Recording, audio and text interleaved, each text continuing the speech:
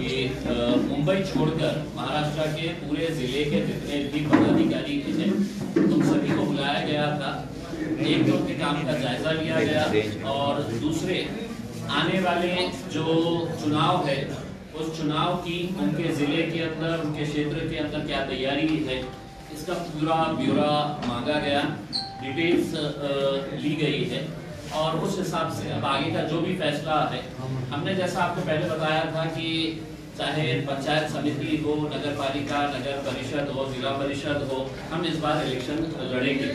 वहाँ पे स्थानिक लेवल के ऊपर किसके साथ गठबंधन हो सकता है या नहीं हो सकता है, या हम वहाँ पर अकेले लड़ने वाले हैं, ये तमाम बातों के ऊपर चर्चा की गई। महाराष्ट्र की जो मेन बॉडी है उसमें समीर साजिद बिल्डर साहब का ये प्रस्ताव था कि यहाँ पर एक मीटिंग कॉल की जाए और हमारे जितने भी एग्जीक्यूटिव कमेटी के ऑफिस बेयरर्स हैं वो लोग हर डिस्ट्रिक्ट का एक जायजा लेंगे। भाई अगर पत्रकार नहीं है तो बाहर चले जाए, मेहरबानी करके बाहर चले जाए, दरवाजा बंद कर दे। तो ये मीटिंग उसी का जायजा लेने के लिए की गई थी और मुंबई को छोड़कर महाराष्ट्र के पूरे जिले की बॉडीज को यहाँ पर बुलाया गया था। मुंबई की मीटिंग अलग सेपरेटली ली जाएंगी। मुंबई के अध्यक्ष फारूक शाब्दी साहब मुंबई के लिए वहाँ पर एक सेपरेट मीटिंग ली जाएगी। तो यकीनन आज इस मीटिंग के जरिए हमें बहुत सारी प्राथमिक जानकारी जो चाहिए थी और इलेक्शन कहाँ पे हम लड़ने वाले हैं उसका पूरी रिपोर्ट तैयार की गई है। अब जो एग्जीक्यूटिव कमेटी है अपनी रिपोर्ट तैयार करके ये फैसला करेगी कि कहाँ पर कितने सीटें कैसे लढाई जाएगी। आता हे आज जे मीटिंग बोलवण्यात आली होती ते AIMM पक्षाचे जे एक्झिक्युटिव्ह कमिटी आहे त्यांनी हा निर्णय घेतला होता की पूर्ण महाराष्ट्राचा एक आढावा बैठक आपण या शहरामध्ये घेऊ। मुंबई वगळता सर्व जिल्ह्यांचे जे पदाधिकारी आहेत त्यांना सगळ्यांना बोलवण्यात आलं होतं आणि आम्ही पहिले ही घोषणा केलेली आहे की आम्ही जिल्हा परिषद, पंचायत समिती, नगर परिषद हे सगळं निवडणूक आम्ही लढणार आहे। तर सगळं जिल्ह्याचा रिव्ह्यू करून एक प्राथमिक जानकारी त्यांच्याकडून जे घ्यायची होती आणि जे पदाधिकारी आहेत त्यांचा स्वतःचा परफॉर्मन्स कसा आहे ते बघण्यासाठी हे मीटिंग बोलवण्यात आली होती। आमचे पार्टीचे जे जनरल सेक्रेटरी आहे महाराष्ट्राचे समीर साजिद बिल्डर्स आहे आणि एक्झिक्युटिव्ह कमिटीचे सगळं प्रमुख पदाधिकारी या मीटिंग मध्ये होते आणि त्यांनी एक रिव्ह्यू घेतलेला आहे आणि ते आता पार्टीला एक आपली रिपोर्ट सबमिट करणार आहे। त्या आधारावर आम्ही निर्णय घेऊ की कुठे किती सीट्स लढायचं आहे। लोकल लेवलवर आम्ही हे निर्णय घेतला होता की कोणाशी आपल्याला अलायन्स करायचं आहे तर ते निर्णय घेण्याचा अधिकार आम्ही जे लोकल स्थानिक लेवलचे जे नेते आहेत त्यांना ते दिलेला आहे आणि स्पष्टपणे सांगतो की जे जिल्ह्यातले लोक आम्हाला सांगतील की आम्हाला हे निवडणूक लढायची आहे, तुम्ही लढा, आम्ही तुम्हाला परवानगी देतो। निकाल नाही आला तर दुसऱ्या दिवशी निकालाच्या दुसऱ्या दिवशी त्या सगळ्यांना घरी पाठवणार आहे। तर असं नाही आहे की फक्त निवडणूक लढायची आहे म्हणून लढायची आहे आम्ही। तुम्ही निकाल नाही दिलं, तुम्ही पराभव झाले काही हरकत नाही आहे, पण समोरच्या माणसाला 50,000 मतं मिळतील आणि तुम्हाला 1,000 मतं मिळतील तर त्या डिस्ट्रिक्टचे जे जबाबदार असतील, जे प्रभारी असतील त्यांना सगळ्यांना घरी पाठवणार आहे। इतका कडक निर्णय आम्ही घेतलेला आहे कारण मागच्या काही जिल्ह्यातला अनुभव जे होता आमचा ते बरोबर नाही होता। तर आता आम्ही जे निर्णय घेत आहे ते खूप विचार करून आणि ठामपणे हे निर्णय घेण्यात येत आहे। आता महाराष्ट्राच्या लेवलवर अशा कोणत्याही चर्चा सुरू नाही आहे। जशा स्थानिक स्वराज्य संस्थांचे जे निवडणूक असतात मोठ्या पक्षांची सुद्धा एका पक्षाची ताकद एका जिल्ह्यामध्ये असू शकते तर दुसऱ्या जिल्ह्यामध्ये त्यांची काहीही ताकद नसते। तर आम्ही ते जे निर्णय आहे अलायन्सेसच्या बाबतीत ते स्थानिक लेवलचा आणि एक्झिक्युटिव्ह कमिटी जे आहे त्याच्या बाबतीत ते निर्णय करते।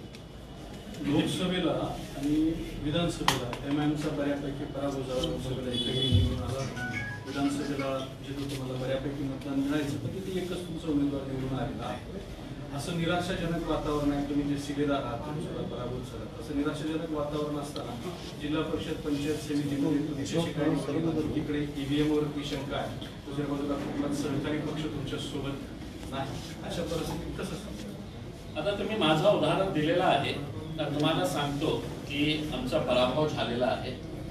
MIM पक्षांनी एकटाच इलेक्शन लढलं होतं. कोणीही आमच्याकडे अलायन्स नाही होतं. कोणीही आम्हाला सपोर्ट केलेलं नाही होतं. मग इम्तियाज जलील सारखा एक उमेदवार जेव्हा या शहरामध्ये उभे राहतो त्याच्या विरोधात कोण असतं तर 3 जे सत्ताधारी पक्षांचा एक अलायन्स, फॉर्मिडेबल अलायन्स. त्याच्यामध्ये एकनाथ शिंदे साहेबांची शिवसेना, अजितदादा साहेबांची NCP आणि भारतीय जनता पार्टी हे एकत्र होते.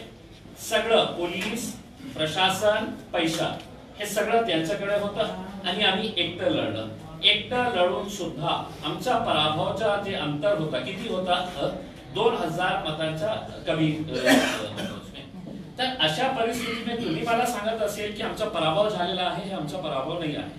लोक आजही आमच्या सोबत उभे आहेत आणि प्रामाणिकपणे सांगायचं असेल तर मी वारंवार ते बोललेलं आहे की आज जे सत्ताधारी पक्ष जे पैशाचा जे वापर करत आहे आणि सगळीकडे उघडकीस झालेला आहे की ते कशा प्रकारचे पैशाचा वापर करून गोरगरीब वस्त्यामध्ये जाऊन विकत घेणारा जे हे आहे वोट ते कशा प्रकारे त्याचा वापर करत आहे सगळ्यांना माहित आहे.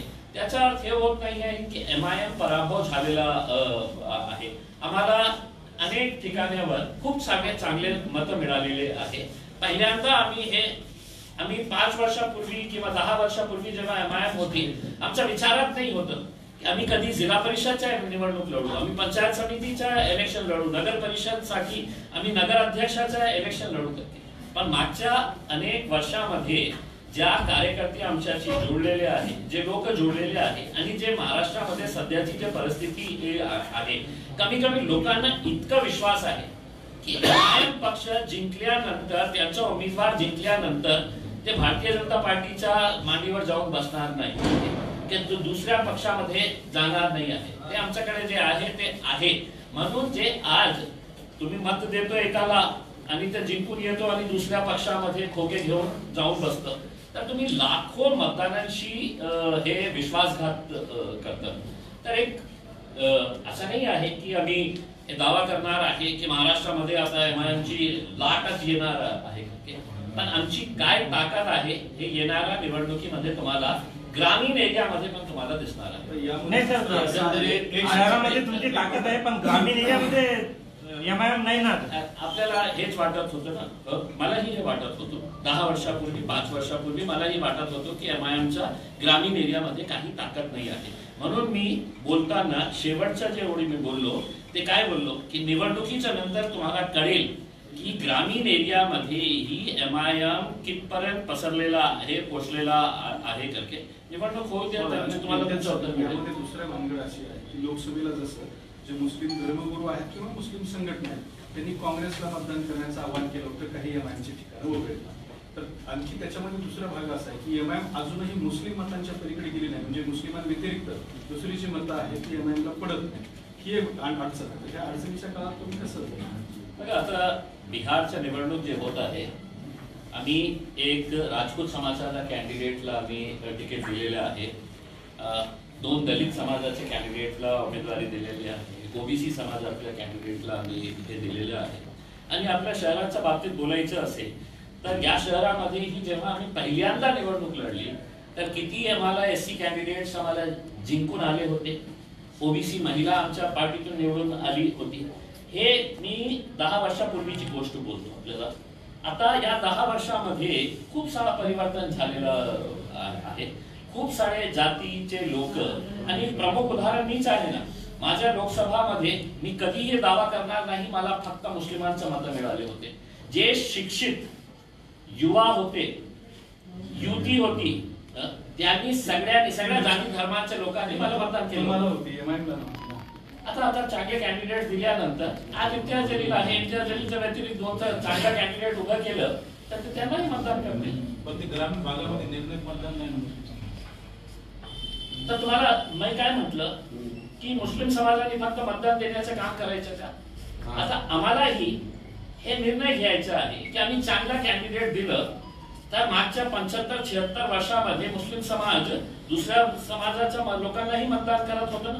आता वेळ आलेली आहे की आम्हाला दुसऱ्या समाजाची लोकही आमच्या बाजूने उभे राहतील, आम्हालाही मतदान करतील. साहेब तुम्हाला काय वाटतं कोणत्या पक्षाची इच्छा आहे तुमच्याशी युती व्हावी म्हणून?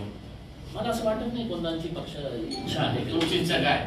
बरं ते बघा, तयारी आमची एकला चळवळीची आहे आणि अनेक जिल्ह्यामधून असे प्रस्ताव येत आहे कि साहब ये शहर के अंदर ये एक आघाड़ी बन रही है, वो आघाड़ी आपके साथ अलायंस करना चाह रही थी. आता ते स्थानिक लेवलच्या नेत्यांना माहित आहे की लोकल लेवलवर कोण प्रभावशाली आहे, आपल्याला फायदा कोणाशी होऊ शकतो.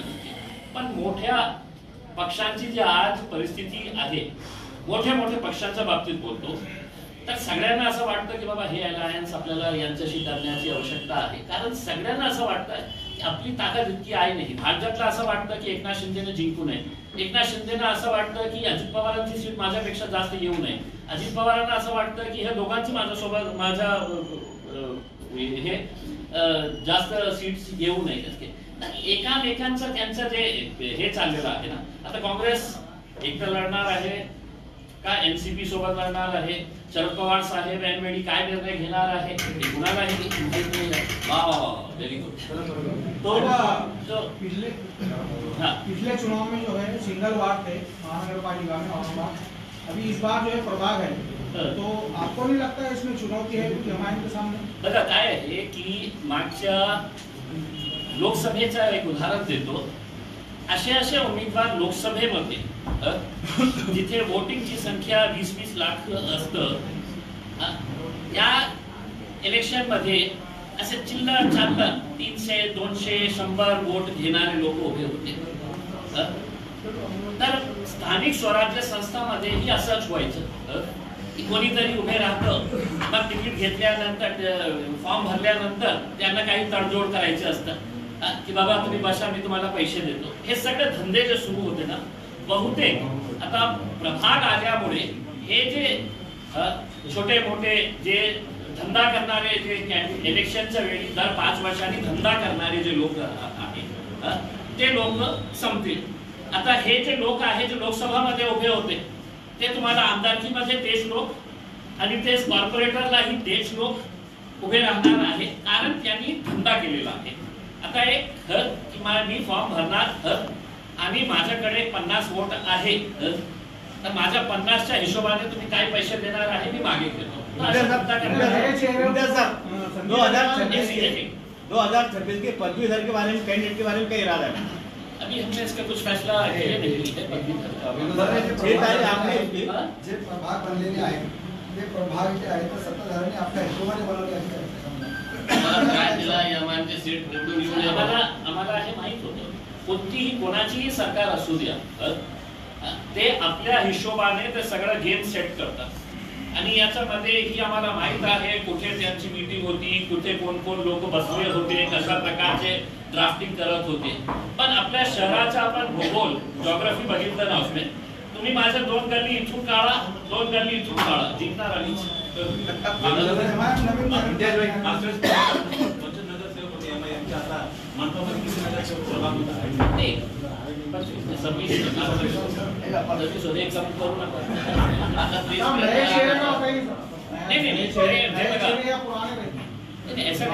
ऐसा नहीं है की मतलब सगळ्या राजनैतिक पक्ष जेव्हा निवडणूक लढतं ना, त्यांच्या लढण्याचा एकच उद्देश असतो की जास्तीत जास्त सीट्स निवडून आणायचे.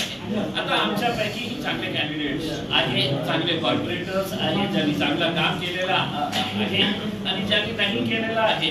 बहुतांश त्यांना मी बाहेर काढलेलं आहे ऑलरेडी. मतदार एक प्रश्न असा आहे, कराडपासून तर केनेकरपर्यंत नेत्याचे मुलं उभं राहणार आहे, तुमचा मुलगा उभा राहणार आहे? माझा मुलगा नाही, माझा मुलगा कॉर्पोरेटरसाठी नाही, आमदारकीसाठी नाही, खासदारकीसाठी नाही. कारण आजच्या घाणेरड्या राजनीतीमध्ये माझा स्वतः एक पिता म्हणून माझी इच्छा आहे की माझा मुलगा या राजनीतीच्या घाणेरड्या राजनीतीमध्ये येऊ नये. दुसऱ्यांची मुलं बरी उभे करताय.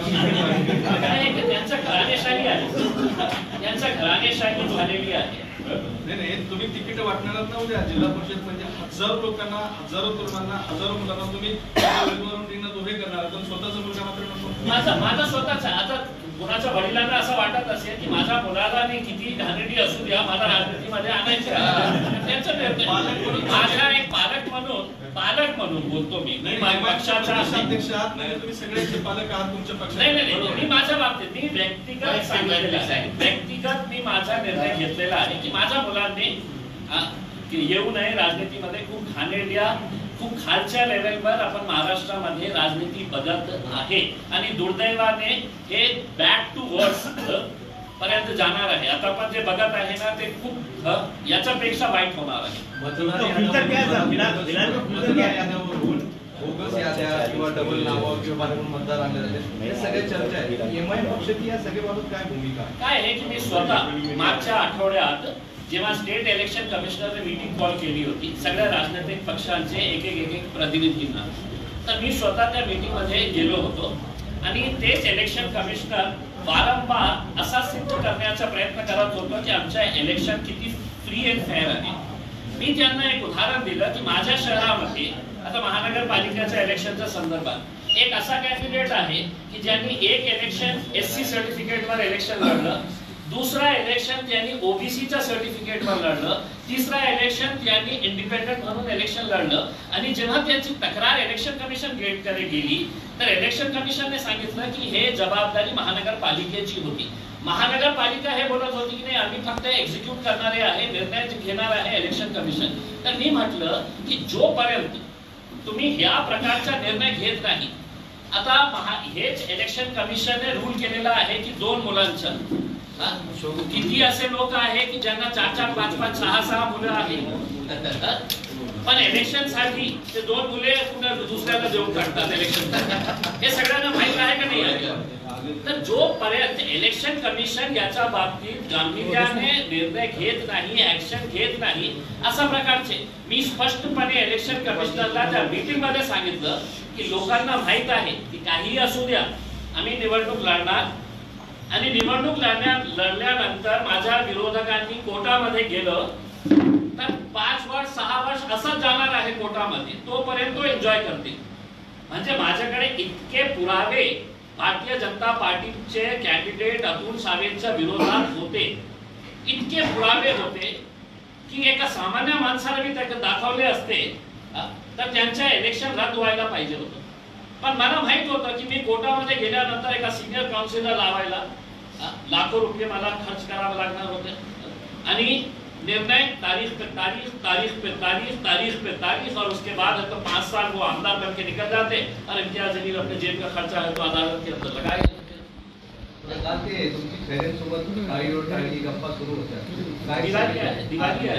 दिवाळीच्या सणामध्ये या देशाची या राज्याची एक परंपरा आहे. ठीक आहे, राजनीतिक मतभेद आहे ते राहणार, आपले पॉलिटिकल आयडियोलॉजिकल डिफरेंसेस जे आहेत ते राहणार, पण याचा अर्थ हे नहीं है कि वो मुझे ईद के ऊपर मुबारकबाद ना दे और मैं उन्हें दिवाली के ऊपर मुबारकबाद ना दूं करके. तर इतना भी ऐसा घटिया तरीके की सोच हम रखते नहीं है.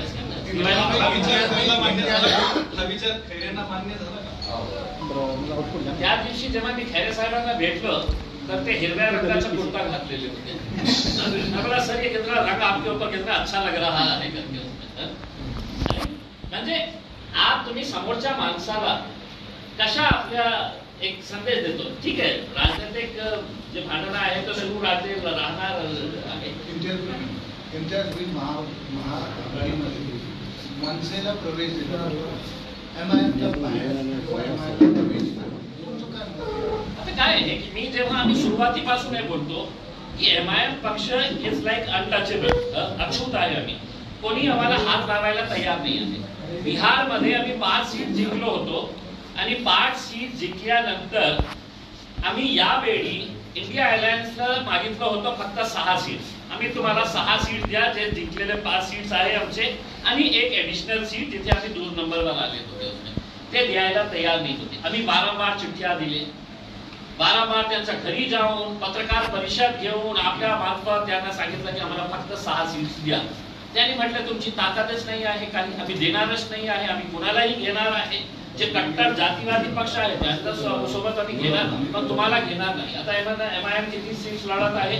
30 सीट्स लढत आहे. आता उद्या तुम्हाला फटका बसेल, तुम्हाला काही झालं तर पुन्हा आमच्या नावाने राडा करू नका. हमारे नाम के ऊपर मातम करो मत. हमने तो पहले ही बोल दिए थे कि 6 सीट्स हम लड़ने वाले हैं करके. आता हे सगळे जे लोक आहे ना, राज साहेबांचे भाषण आहे का की काँग्रेसवर कसा तुटून पडत होते ते. एकदा भारतीय जनता पार्टीचे नरेंद्र मोदी साहेबांच्या बाबतीत कितीही चांगलं बोलत होते, नंतर किती वाईट बोलत होते. आता हे सगळे लोक एकत्र येणार आहे कारण त्यांना सगळ्यांना माहित आहे कि अकेले में हमारी कोई ताकत नहीं है, हमको किसी ना किसी का सहारा लगेगा करके. अगर हिम्मत कर रहा है कोई आज के दिन कि अकेले लड़ने की ताकत हमारे में है तो वो AIMIM. बरं, जे तुम्ही बिहारचा किस्सा सांगितला 30 सीट आणि 5-6 सीट, तुमची टक्कर न घेणाऱ्या अशा एका पक्षाला धडा शिकवण्याच्या नादात तुम्ही दुश्मनांचे हात बळकट करताय. आम्ही ठेका नाही घेतलेला आहे. आमच्यासाठी जे भाजप आहे तेच काँग्रेस आहे, तेच RJD आहे. मुस्लिमांचं पॉप्युलेशन तुम्ही बघितलं बिहारमध्ये तर तुम्ही एक ठीक आहे सोडून द्या की जे 5 सीट्स आम्ही समजा एकही सीट जिंकलं नसतं आणि आम्ही 6 सीट्स मागितलं असतं तर कोणीही आम्हाला हाकलून दिलं असतं की तुमची ताकदच नाही आहे. इथं आम्ही 5 सीट जिंकलेले आहे आणि 6 मागत आहे आम्ही, तर तुम्ही तेही द्यायला तयार नाही आहे आणि तुम्ही आम्हाला हे म्हणणार आहे. RJDचे प्रमुख जे आहे तेजस्वी त्यांनी म्हटलं होतं की अगर आपको भाजप को अगर हराना है तो आप इलेक्शन ही मत लढो करके. म्हणजे असा सुझाव आम्ही काय गोट्या खेळण्यासाठी आलेले आहे. पण आता 30 सीट्स आहे, आम्ही जाणार बिहारला. शहरात 12 पत्रकार इच्छुक आहे तुमच्याकडे तिकिटासाठी. किती लोकांना देतात? लिस्ट पाठवा मला. एक पत्रकाराचं जर मला माहित आहे व्हायरल करत आहे तुम्ही आणि त्याला फक्त कॉर्पोरेटला मी तुम्ही त्यांना महापौर करून टाकलेले आहे. मला तिकीट नेले 2 भाग होतील त्याच्यात. तुम्ही तिकीट नाही दिले 2 भाग होतील त्याच्यात. मला माहित आहे.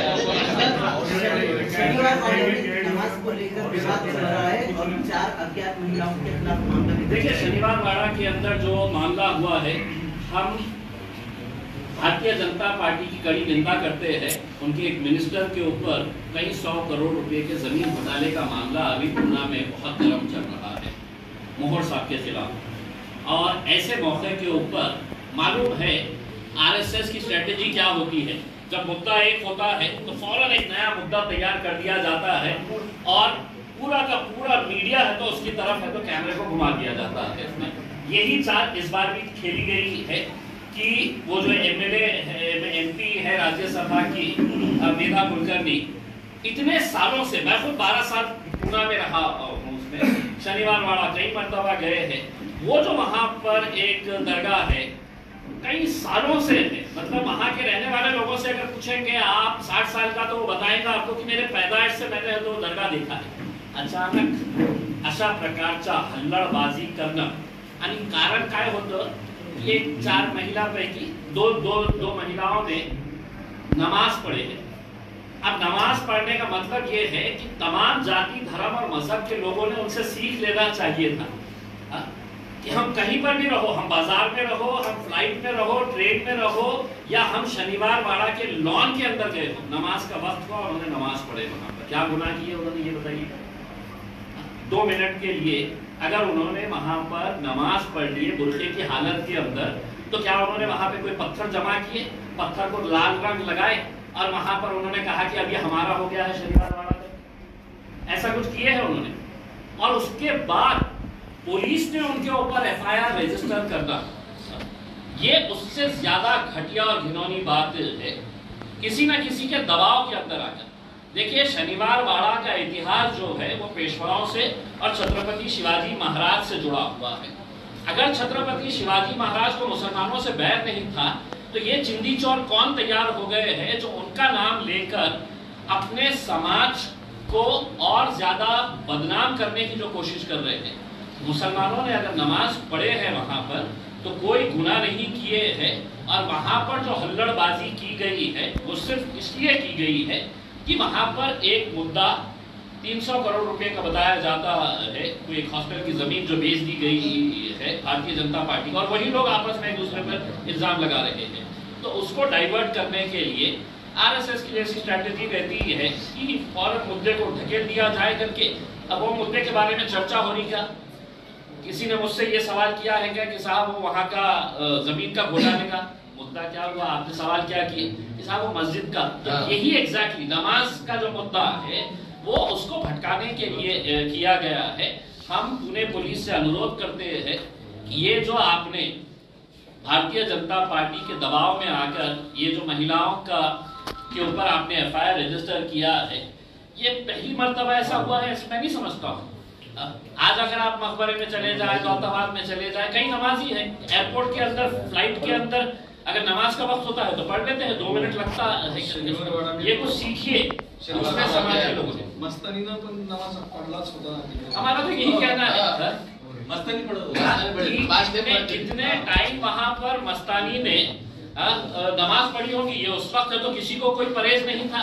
लेकिन ये नए नए जो अभी चिंकू पिंकू जो आ गए हैं ना, जो हिंदुत्व का अपना ये कि हिंदुत्व का पूरा बोझ जो है वो मेरे कांधों के ऊपर है, उसमें वो महिला एमएलए है जो बार बार ऐसे मुद्दों को लाकर कहीं न कहीं मीडिया के अंदर वो अपने आप को आगे बढ़ाने की कोशिश कर रही है। जो घोटाले का मामला सामने आ रहा, जो घोटाले का मामला सामने आ रहा 300 करोड़ का, क्या उसके अंदर कुछ आप सामने लाएंगे? नहीं, मेरा नहीं है। देखिए, आप पिछले 3-4 दिनों का पूना के अंदर 1 हफ्ते का आप समझ लीजिएगा कि किस तरीके से वहां के एक एमएलए ने आरोप लगाया कि ये मंत्री का कैसा है, इसके अंदर इन्वॉल्वमेंट है करके। मुरलीधर मोहोर जो सिविल एविएशन के स्टेट मिनिस्टर हैं, उनका हाथ किस तरीके से है करके भारतीय जनता पार्टी के हैं। तो उनको क्या मिला? मैं समझता हूँ अगर सीसीटीवी फुटेज शनिवार वाड़ा का अगर निकाल के देखे 1 महीने के अंदर, तो हो सकता है आपको और ऐसे विजुअल्स मिल जाएंगे जहां पर एक आदमी कोने में खड़े रह के नमाज पढ़ ले रहा है, कोई एक महिला है तो बुर्खे में होगी तो कोने में खड़े रह के नमाज पढ़ ले रही होंगी। तो क्या शनिवार वाड़ा क्या ये कब्जा कर लिए है? देखिए, ये जो चुप चुप के हिंदुत्ववादी जो लोग जमा हो गए हैं, ये एक सोची समझी साजिश के तहत ये सब किया जा रहा है।